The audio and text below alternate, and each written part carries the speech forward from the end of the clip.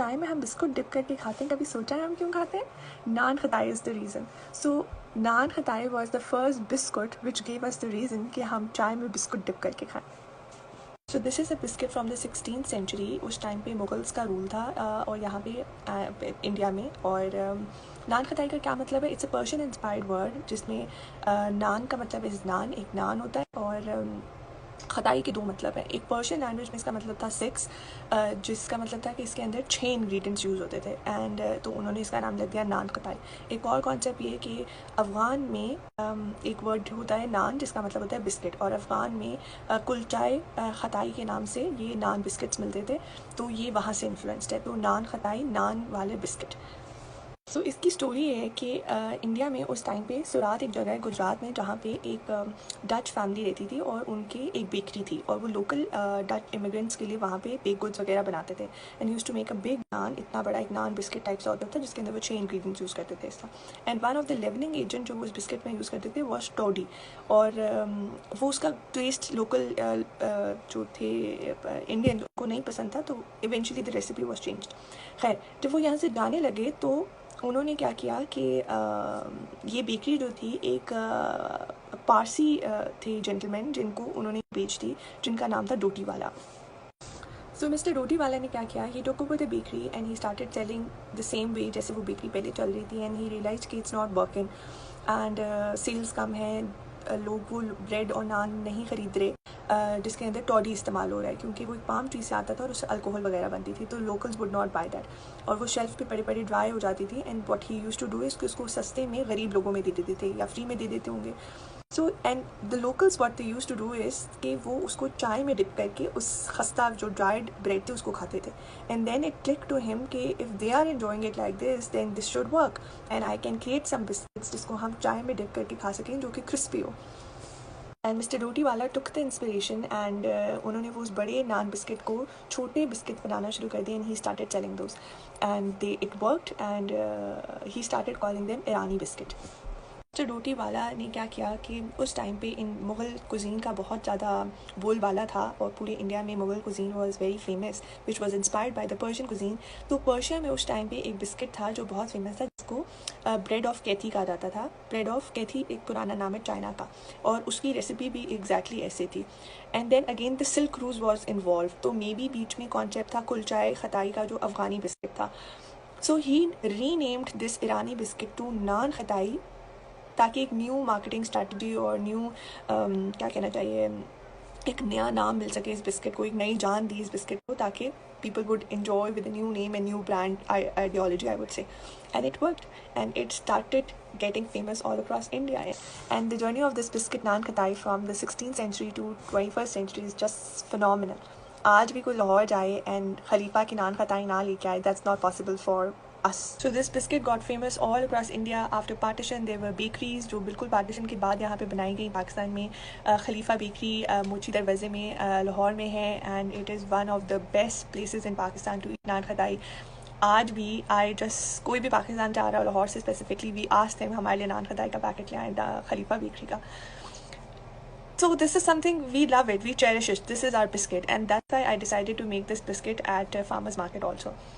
How is this made is another story and I'll try to summarize it very quickly. So for the naan khatai recipe, the recipe is traditionally made with flour, मैदे से बनती है and the flour is roasted. Roast किया जाता है यानी कि उसे भुना जाता है, ड्राई रोस्ट किया जाता है. तो आप मैदा ले लें और अपने ओवन ट्रे में रख के उसको ओवन में बेशक 10-15 मिनट के लिए उसको रोस्ट कर लें ताकि उसमें एक हल्का सूंदी सा कलर आ जाए और खुशबू आ जाए.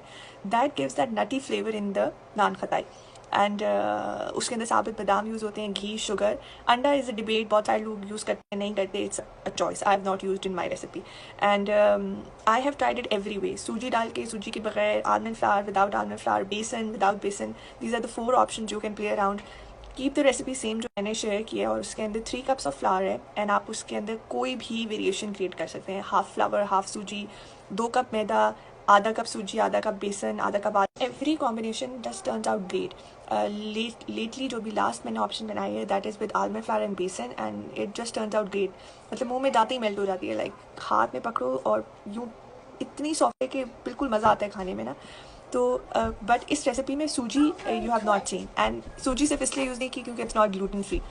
तो I would recommend using it like अगर 2 कप मैदा है, आलमंड फ्लावर है, तो 1/4 कप सूजी कर दें और 3/4 कप बेसन करते हैं, and that would be the perfect recipe. और अगर आलमंड फ्लावर जैसे इट्स एक्सपेंसिव, थोड़ा महंगा मिलता है बाज़ार में, तो आप घर में आलमंड्स ला के उनको फाइनली ग्राइंड कर लें और ख़ुद घर का आलमंड फ्लावर बना लें। तो आलमंड्स तो हम लेते ही हैं, घर में हमेशा होते हैं हमारे पास, तो मेक आलमंड फ्लावर घर में खुद। And yes, this is all from my side for nankhatai. एक और बात, घी जो इस्तेमाल करना है वो दानेदार घी होना चाहिए, लाइक लिक्विड फॉर्म वाला घी जो फ्रेशली बना हुआ है या जो मेल्टेड है वो नहीं यूज़ करना। इससे होगा कि जब नान खताई बेक होगी वो फैल जाएगी, वो सारा मेल्ट हो जाएगा और जो बिस्किट है वो अपनी शेप होल्ड नहीं करेगा।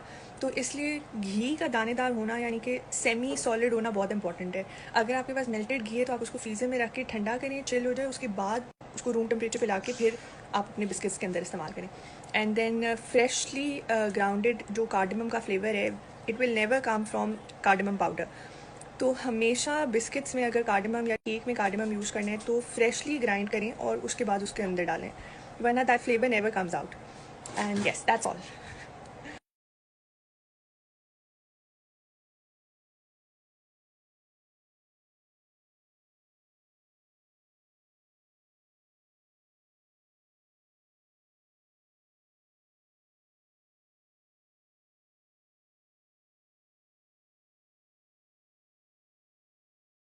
घी हमने यूज़ करना है, वो कोशिश करना है जो जमा हुआ हिस्सा हो घी का वो यूज़ करें। जैसे इसके अंदर ये मैंने नई बॉटल ख़रीदी है, ऊपर वाला हिस्सा जमा हुआ नहीं है, लिक्विड है, तो मैं इसको निकाल दूँगी और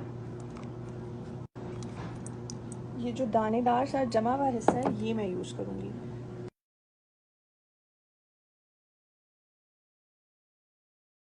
ये डो मैंने बना लिया है और ये बहुत सॉफ्ट है अभी, तो विच इज़ वेरी नॉर्मल, क्योंकि इसमें घी और घी मेल्ट होता है, जब हमने हाथ से मिक्स किया तो वो गर्माहट की वजह से घी और सॉफ्ट हो जाता है। अब हम इसे रोल आउट करेंगे और फिर इसको फ्रिज में रख देंगे ठंडा होने के लिए, और फिर इसमें से नान खताई कट करेंगे। मैंने सारी डो इसमें रखी और अब मैं इस तरह इसको सारा बराबर कर लूँगी।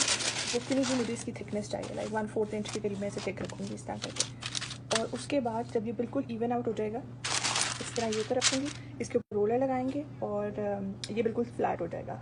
और इसके बाद इसको फ्रिज में रख देंगे जब तक कि ये ठंडा ना हो जाए अच्छा सा। फिर ये फर्म होगा तो फिर इजीली इक्वल अच्छे बिस्किट्स कट जाएंगे।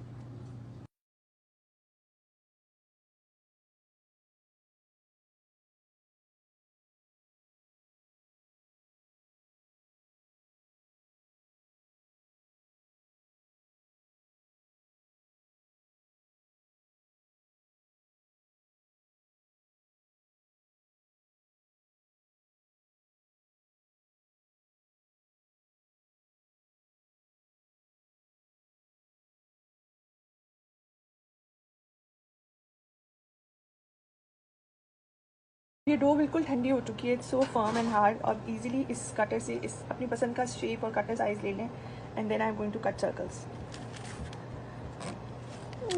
और वो इजीली डिप भी हो जाता है।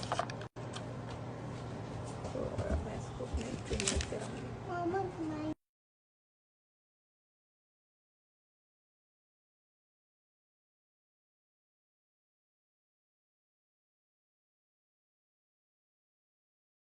अब ये लेफ़्ट ओवर से मैं दोबारा इसको रोल करूँगी, इसी तरह इसके अंदर सेट कर दूँगी, एंड देन अगेन और बिस्किट्स कट कर लेंगे। और एक शिफ्ट से मेरे पास 2 ट्रेस बिस्किट्स के बन गए। इस पे मैं अभी एग वॉश लगा रही हूँ, एग योक का सिर्फ, और इसके ऊपर स्लाइस्ड और रोस्टेड जो मेरे पास आलमंड है वो मैं रखूँगी। और मैंने ओवन प्री हीट करने के लिए रख दिया 350 फ़ारेनहाइट पे, और ये ऑलमोस्ट 10 से 12 मिनट्स के अंदर बेक हो जाते हैं।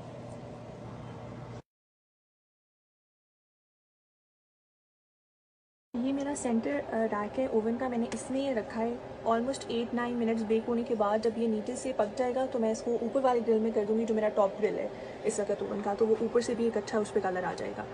अगर नीचे में रखूँगी तो मेरा नीचे से जल जाते हैं biscuit, so you have to understand how your oven works.